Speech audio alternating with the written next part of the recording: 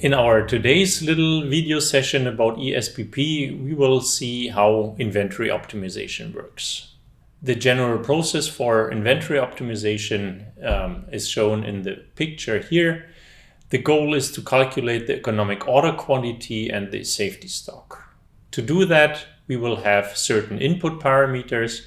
These are mainly the results of the forecasting runs, and we have cost parameter, lead times, and the target service level is an input as well for the process. The process is calculating the economic order quantity and the safety stock in a combined way and is trying in an iterative process to optimize both values. And these both values are the only outputs of this process, which are, of course, again, inputs for the next processes like deployment and DRP. On top of the single echelon optimization for inventory, meanwhile, eSPP covers a multi-echelon optimization as well. The goal here is not only to calculate how much stock we should keep in our network. The multi-echelon optimization can decide where is the best spot to place that stock. In this little video session, we will focus on the single echelon optimization, but another video as well will cover the multi-echelon optimization later. Now let's continue the planner's journey with inventory planning in eSPP. For that reason, we are opening the inventory planning book, and we are uploading data for our test product eSPP_004_FRO, which is already known from the forecasting video clip. When we are clicking on the Go button, then first of all the bill of distribution is displayed and to which this test product is assigned. We see that all of the locations of the BOD are planning relevant. For this scenario, we are just focusing on data for location SPP6. With a double click, we can upload the information into this planning grid. Here we see the most important key figures that are an outcome of this planning process. The economic order quantity, which is calculated for the next 12 periods.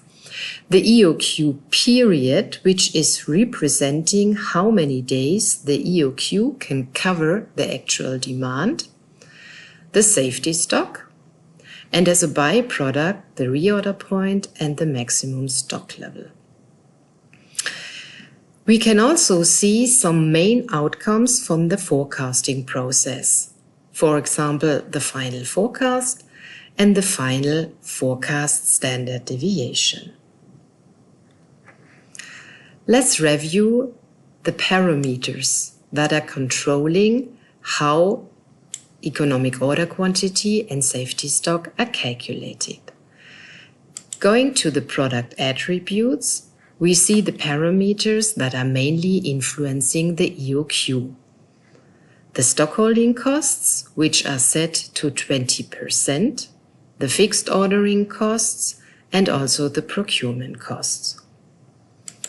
The target service level, that is controlling how the safety stock is calculated, can be reviewed under tab Limits. It is currently set to 98%. What is also influencing both is the lead time within the bill of distribution. The lead time is actually composed out of different components which are not going to be explained here more in detail. Let's now see how all these planning results are going to be calculated. The starting point for the values that we are seeing here in this planning grid are actually based on a forecast that has not yet the best fitting model.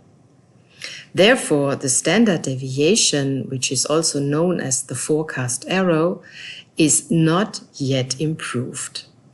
During the forecasting process, we have seen how the system can actually select a better fitting model.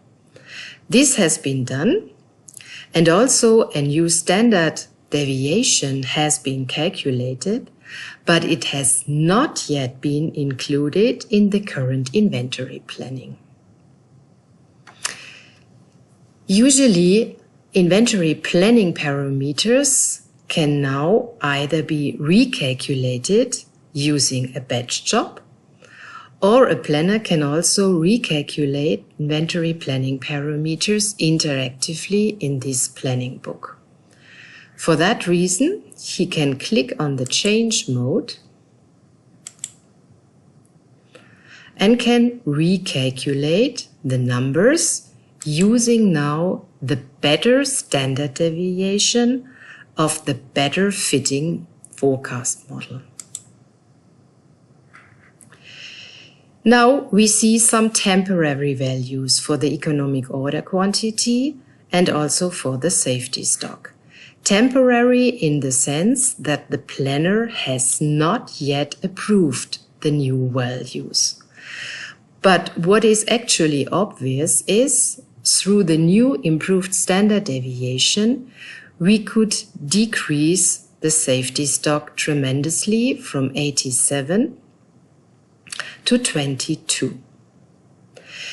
If the planner is now satisfied with the new results, he can click on the Approve button, and the newly calculated values are taken over and are also an input to the upcoming processes like DRP and deployment.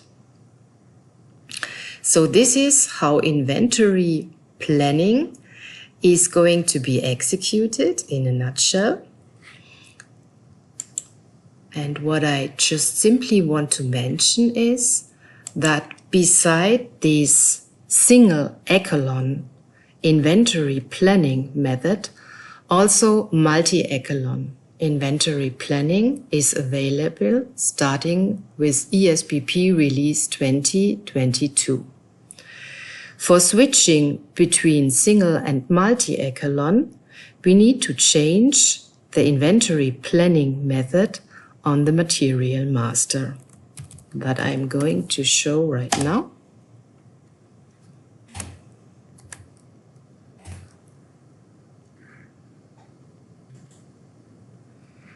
In this tab, we see how the inventory planning method can be changed between single echelon and multi-echelon, which we are going to show in a separate video.